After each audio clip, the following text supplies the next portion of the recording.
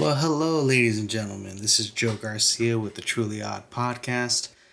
I'm here to bring you some gaming news and some movie news and possibly some other stuff. So, originally, I had this YouTube channel strictly for reviewing movies and possibly some games.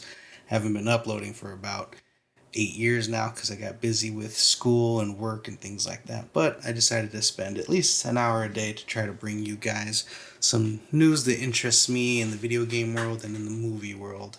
Try to keep it topical for what's going on Mondays and Thursdays as far as box office and movie releases and even game releases if it's applicable that week or month. We all know that games get pushed significantly per month, so we'll see how it goes. But yeah, so our first topic today is going to be Sony Cancels Two Unannounced Live Service Games. I think these were from Ben Studios and Blue Point Games. So it appears that after the craziness that was Concord, they've decided to push back on live service games, seeing that it's not as easy as they thought. Concord was just such a epic and extreme failure for them, and I can't see why they would want to continue with live service games without making sure that this is something that they want to pursue going forward. Ben Studios, I believe, was a studio that made Days Gone, which was a really great game in my opinion. I definitely enjoyed playing that. So hopefully we get a Days Gone 2 now that they've made the studio cancel this and hopefully focus their efforts on another Days Gone game. And as far as Blue Point Games, I believe they should be working. They were the team that worked on the Demon Souls remake, so I'm hoping that they are more focused on other remakes or other games that we can see going forward. Supposedly, I've heard rumors that they are working currently on a God of War remake for the God of War games. I hope this is true, and we'll see what happens going forward. I think their live service game that they were working on was a type of God of War multiplayer live service game, but I'm happy that's not coming to fruition because I think God of War needs to remain a campaign game and not be focused on multiplayer. That game is just so wonderful, such a good series. It's one of my favorites of all time, so hopefully they just stick with what they're doing. News story number 2, we got the Nintendo Switch 2 trailer has been dropped. Sadly, no specifications on what hardware is inside this Nintendo Switch 2. We got to see what the new design is, and we got to see how large the screen will be and the new way to click in the controllers, which is really nice. I'm liking the way it's looking so far. I'm just hoping the specs on the console are worth it. Because, not that it's really competing with the Xbox and PS5, but as far as what we have out there right now, PS5 Pro just dropped, so if Nintendo doesn't really have specs as on par with the original PS5, it's kind of like, what's the point? Not to mention the Steam Deck and so forth. So, their niche is basically their Nintendo exclusive games. That's what's making them most of their money and most of their sales. So luckily, they have that to hold them over for quite some time. So I don't think they really have much to worry about as far as getting people to buy their new console. But if the specs aren't good enough, what's the point in getting a new console? So we'll see how that comes forward. But I'm loving the way it's looking so far, and I think it's going to be a good console release this year. I'm hoping that we get some great games with it. Maybe some Zelda games, a new Mario game. So I'm looking for those announcements. Stay tuned. I'll be sure to cover those game releases as they come out. Last game news information for today is today we're supposed to be getting a new Sparking Zero DLC. At least for those who have the season pass, you're supposed to get 3-day early access, which should be today. Now I went onto the game earlier. They do have a maintenance upgrade, which should be happening shortly. I believe it said it's 14 to 1500 hours, and that for me should be within the next 5 minutes, at least as far as this recording. And this DLC is going to have some of the following characters. We're going to have Gohan from Dragon Ball Superheroes, Piccolo, Gamma 1 and 2, and Cell Max. Now, with Gohan, it also said it's going to have Ultimate Gohan, Super Saiyan 2 Gohan. I'm assuming these are just forms for this Gohan from Superhero, kind of like Future Gohan and Buu Arc Saga Gohan.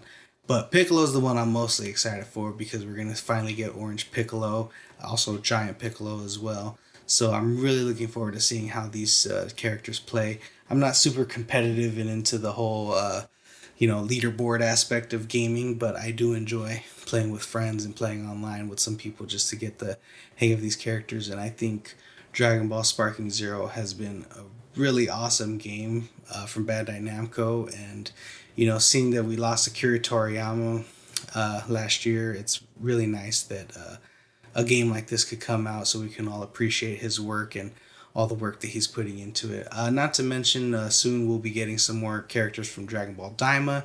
If you're keeping up with that anime, then we're going to be getting Super Saiyan 3 Vegeta, Kid Vegeta, I'm hoping, and I want to see Kid Goku with the Power Pole and Super Saiyan and using some of those techniques and things that we've seen and some of those new interesting characters that we were introduced in that anime. Gamma 1 and Gamma 2, I think they're just going to be typical, regular, like Android type characters. I'm curious if they're going to play like Android 17 and 18 and other Android type characters like Metal Cooler, as far as powering up and stuff. So I hope they differentiate them because they were quite different as far as their designs for the actual game. So we'll see how that goes. Oh, and yeah, so Max is, another giant character. I think the giant characters are kind of lackluster as far as Sparking Zero is concerned. I feel like the original games kind of showed more power behind their giant characters, if that makes any sense. But I'm hoping that with the Giant Piccolo and Cell Max, we can get some cool gameplay in and see how that runs along.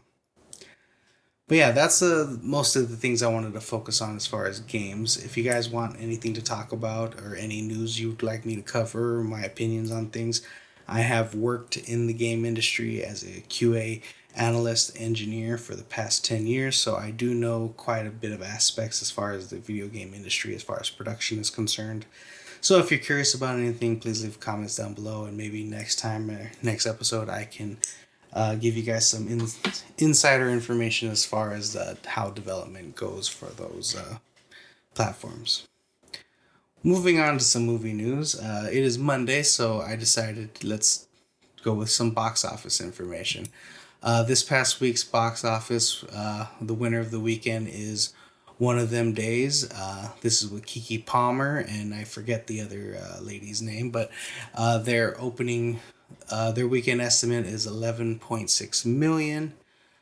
Second place goes to Mufasa, The Lion King at 11.53 million, followed by Wolfman, which was also a new release this weekend at 10.55 million. In fourth place, we have Sonic the Hedgehog 3 at 8.6 million.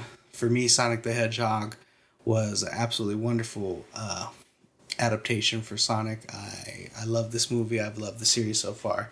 I'm looking forward to them making a fourth one, if it makes a fourth one. In total, so far, it has grossed 216 million worldwide, I think. So hopefully that'll bring us some more $218 million domestically. Worldwide is bringing 422 million, which I believe will allow us to get a sequel because the other Sonic movies grossed roughly the same, but we're not seeing super high projections as far as Sonic movies. They're kind of averaging out around the 400 million marks, so hopefully we get things going with that. In fifth place, we have Den of Thieves Pantera for 6.6 million. I enjoyed this movie. I thought it was pretty good, so hopefully you guys check it out if you enjoyed the first Den of Thieves movies. Not as much action, but decent story overall. In sixth place, we have Moana 2 at 6 million. Seventh place, we have Nosferatu at 4.3 million. Eighth place, A Complete Unknown at 3.7 million. Ninth place, we have Wicked at 3.5. And 10th place, we have Baby Girl. If I don't talk about a lot of these movies, it's probably because I haven't seen them. When we go over the box office for the weekends, if I've seen the movies, I'll make comments on them as we go. I haven't seen Nosferatu, Moana 2, A Complete Unknown. I have seen Wicked. Not huge fan, but I can see why it's doing so well. It is one of those, movies that are based off of play, so a lot of fans for that. But yeah, I'm hoping to start watching movies every Thursday or every week so I can bring you guys some reviews and give you more information on my thoughts on these things. So hopefully you guys enjoy. And, I'm leaving room for improvement. This is the first episode that I plan on releasing. I'm hoping to do once a day, once every other day. So my hope is to get better at this overall. So if you guys have notes or anything, please don't be shy. I'm good with constructive criticism. So yeah, let's see. Moving on. Netflix has announced that they're doing a. Sorry about that. It cut off there for a second. Hopefully that fixed the audio. Netflix has announced they're doing a Narnia movie, and they had just done a deal with IMAX to do an IMAX release for their movie. Now, Netflix is not known for releasing their movies in theaters.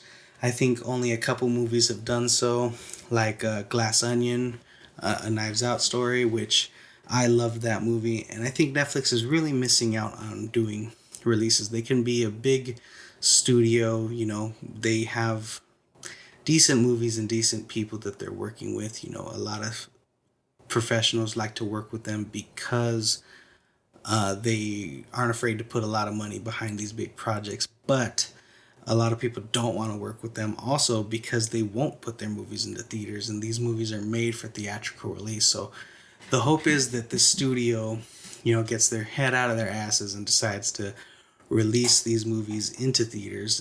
This is a good first step for the Narnia movies to release into IMAX. I'm hoping that it has a big box office boom as far as IMAX releases, because if we as fans go to see these movies in theaters, we're hoping that they'll release more of them into theaters. But of course, they want subscriptions for their Netflix platform. But I think the longer movies are in theaters, the more popular they are at the box office, the more likely people are to go to Netflix to rewatch them or to show their friends once it reaches the streaming service. So we'll see what happens there.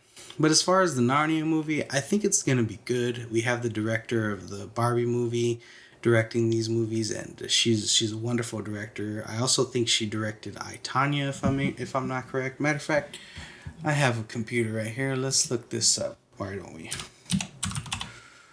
Let's see. The director of Barbie, her name is... I want to make sure I'm giving you guys the proper name. Oh, and when I googled Barbie, it looked up the doll instead of the movie. Okay, Greta Gerwig. That's right. Greta Gerwig is the director, and she's a wonderful director. She's done some wonderful movies. I'm incorrect about the I, Tonya thing. What has she directed? Let's name some of her directing efforts so we can see what she has worked on. She has worked on Lady Bird, which Lady Bird was a pretty good movie. I think it was up for Oscar nominations, and she directed Little Women, which is another movie that did pretty good. Little Women was a remake of an original. I think it's based off of a book. But her Barbie movie was extremely successful, and people loved it. So I'm curious what she's going to bring to the Narnia movies. I'm a fan of the original movies, so I think she has a lot to work up to and to live up for. So hopefully she's able to do so. Lastly, for movie news, today I wanted to talk about Captain America Brave New World. We had the last trailer drop with the ticket releases. So I just wanted to talk and see how things are looking as far as the box office predictions.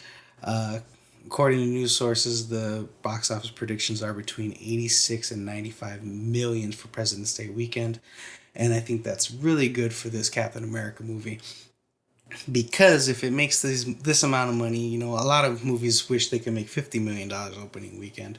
So this is a good number. I know it's lower for as far as Marvel movie on the Marvel movie end, but you have to remember this is not Chris Evans. This is Anthony Mackie, and we have a new Captain America. Most people probably haven't seen the Falcon and Winter Soldier TV series. Sorry about that. My equipment shut down on me, so picking back up. Most people haven't seen the Disney Plus series with Anthony Mackie on Disney Plus, so Hopefully, if you enjoy the Marvel movies, if you enjoy the Captain America movies, I highly recommend checking out the Falcon and Winter Soldier uh, adaptation or TV series on Disney Plus, because they're probably going to lean into some of the aspects if you have questions on that series. But I'm hoping they film it in a way where you don't have to watch that series. It's not the best, but I think it's good for any fan to check it out. Extra content's not too bad, as long as it's not horrible like the Star Wars things have been on Disney Plus. That's a whole topic for another day. But yeah, so just a short 15-20 minute episode here just to give you some information on movie news. I'm hoping to up these segments to 5 gaming topics and 5 movie news topics per day. So we'll see how that pans out. And again, I'm learning and I'm getting better as we go.